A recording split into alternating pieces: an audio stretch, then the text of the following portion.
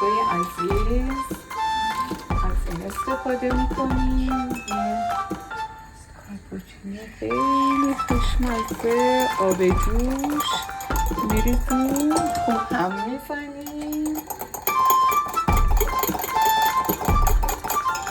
بعد یخمون رو اضافه میکنیم، بستگی به میل میره، بعد شیر سرد خنک اضافه میکنیم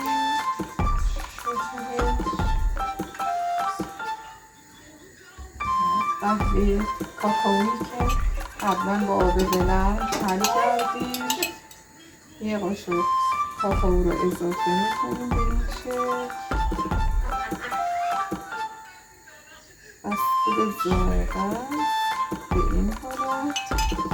بعد پودر استخوان رو اضافه میکنیم.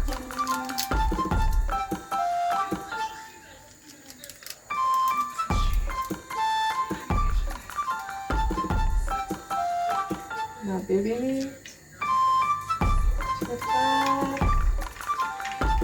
عالی و همینجوری ببینید رنگش به چه شکلی تنشی میشه، دو رنگ میشه و اگر بخواهید میتونید بیشترم استفاده بکنید.